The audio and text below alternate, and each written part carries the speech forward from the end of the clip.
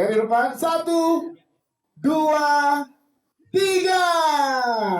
Yeay! Ini dia official poster dari film Mangku Jiwo 2. Silakan boleh menghadap ke teman-teman media untuk diabadikan bersama. Ini dia 26 Januari 2022 Mangku Jiwo 2. Silakan para pemain dan juga filmmakers boleh sambil melihat ke teman-teman media diabadikan dan berfoto bersama dengan official poster.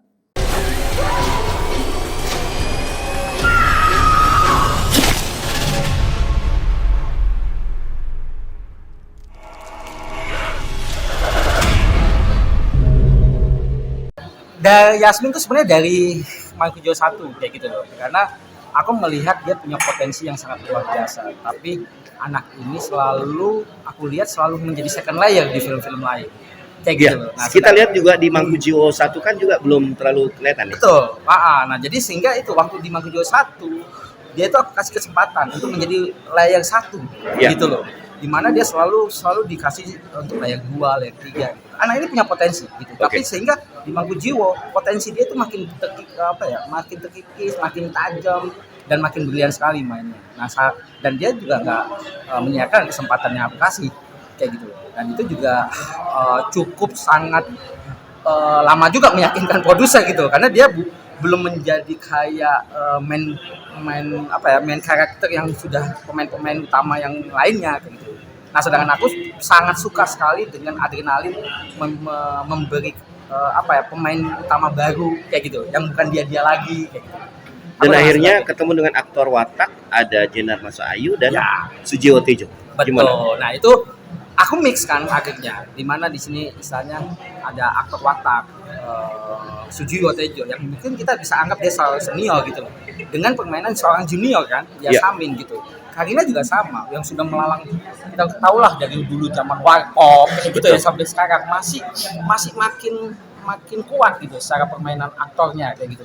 Nah, Samin masuk di sini dia harus bisa menyeimbangkan kayak gitu, menyeimbangkan di porsinya dia, di porsi karakternya dia. Dan alhamdulillah ya aku lihat itu sinergi yang sangat berhasil kayak gitu untuk menggabungkan dua generasi, ada senior ada junior kayak gitu. Dan mereka ngeblend.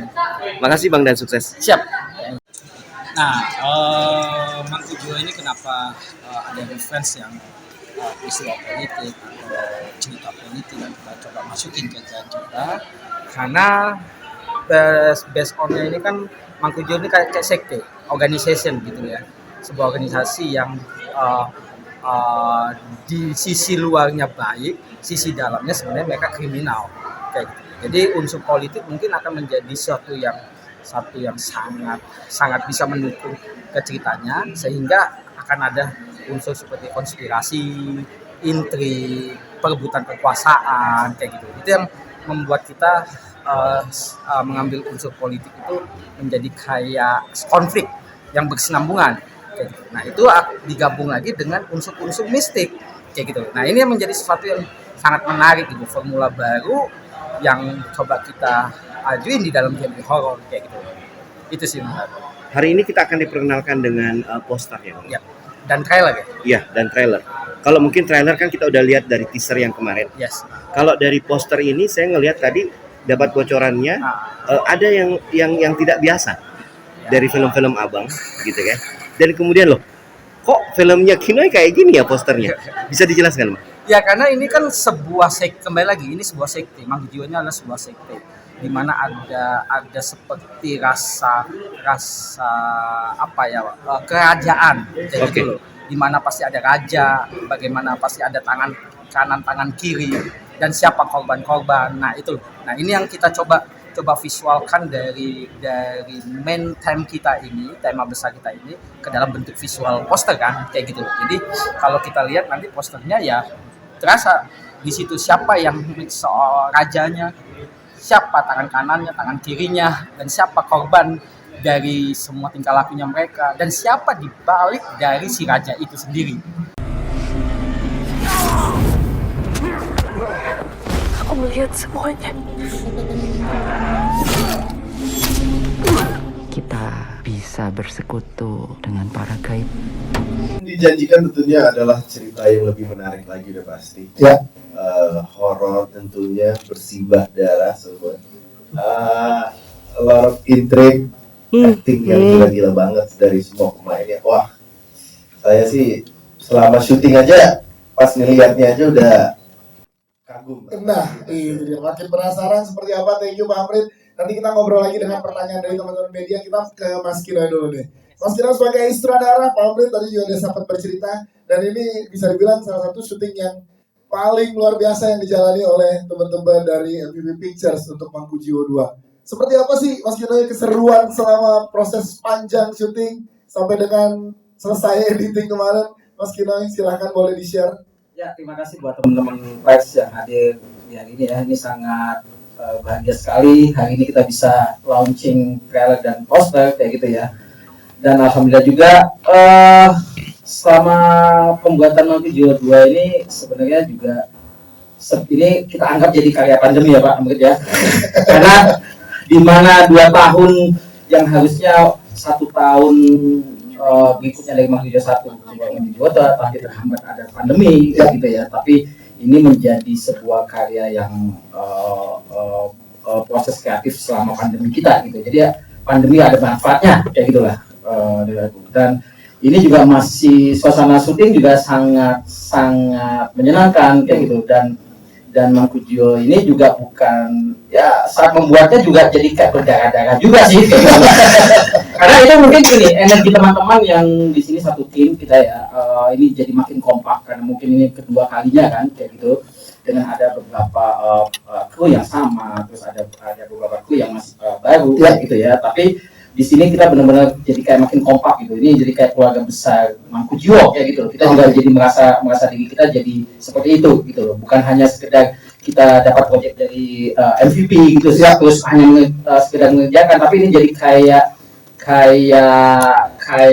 keluarga gitu. Dan bagi aku Mangku Jiwo 2 ini adalah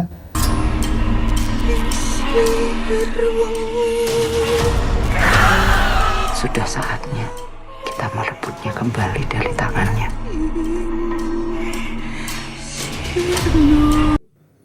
Ini saya ya mendengar ini semuanya. Teman-teman saya sekarang jadi penguasa semua, banyak yang jadi menteri, ada yang jadi. Saya ingin berkuasa kayak mereka gitu. Yang lebih. Di sini kekuasaanku lebih. Saya pegang tentara di sini, saya pegang pedagang, saya pegang batik, bukan kalah semua menteri-menteri itu sama. Saya pegang menteri juga di sini. Pesan itu yang mau disampaikan. Berkomunikasi dengan banyak orang mas, supaya kita berhenti melihat segala hal itu permukaan aja. Tapi yang di bawah permukaan itu yang bekerja. Jadi jangan-jangan yang berkuasa di kita itu bukan DPR, presiden dan lain sebagainya. Ada. Jadi lewat film ini Mas Kino, barusan ada Pak Endro Priyono di wawancara. Kenapa seluruh calon presiden Indonesia itu harus soan ke Amerika? Jawabannya begini. Ke Amerika siapa? Ke Biden dan lain sebagainya. No, bukan itu penguasanya. Ke Taipan yang menguasai mereka. Karena kalau enggak, bisa diganggu. Digelontorin 14 triliun aja. Rakyat, udah jatuh tuh pemerintah. Enggak, kira-kira ternyata kalau calon presiden soan ke Amerika itu bukan ke presidennya, ke Taipan. Nah, film ini akan menjelaskan itu. Ada yang kelihatan itu bukan itu sebenarnya kekuasaan yang sebenarnya, tapi Takdir.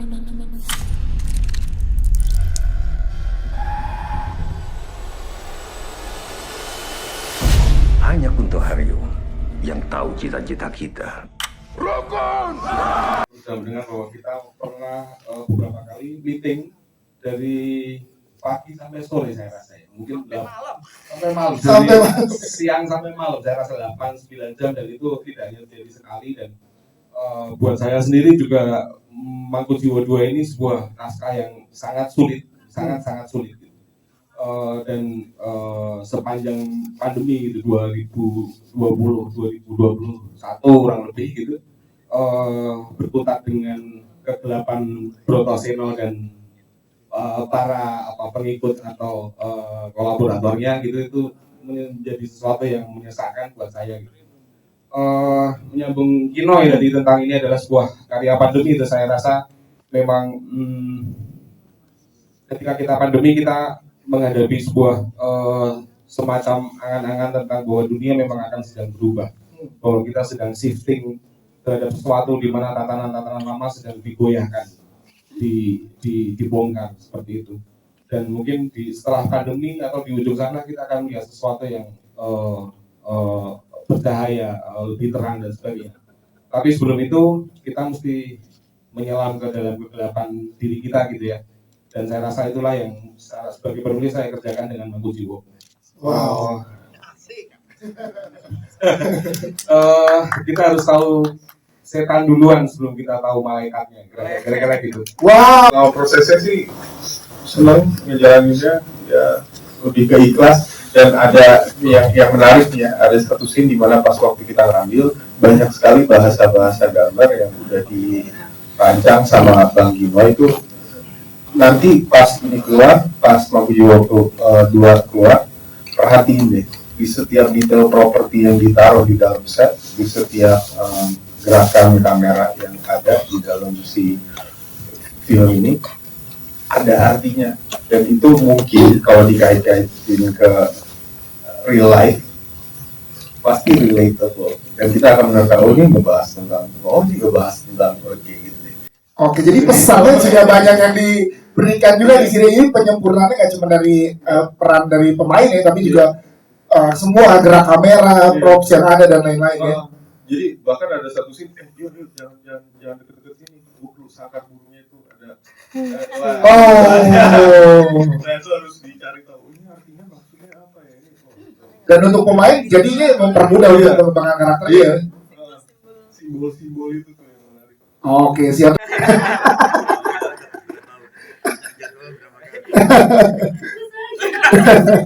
Gimana ya sobat, silakan. Benar sih, kompleks banget karena dari awal aku baca skripnya aku udah kayak kok kayak novel ya. Lalu siap kayak baca ini semua gitu dan dapat tanggung jawab yang lebih besar lagi. Pasti nervous, jadi keseruannya dimulai dari rasa nervous itu, terus Anda punya adrenalin untuk berperan sebagai ibu master yang udah lebih banyak tanggung jawabnya. Tanggung jawabnya lebih besar di sini ya. Sebesar apa nanti di Januari terjawab ya 20 Januari. Mangku Jiwo 1. Dia belum punya pacar. Di Mangku Jiwo ya. Kadang-kadang ke lokasi. Jadi kita hiburan kita sama yang udah senior sama Karina, ternyata cinta itu masih ada. Kenalnya karena Mangku Jiwo pertama, jadi Mangku Jiwo membawa berkah. Aku sudah membawa berkah.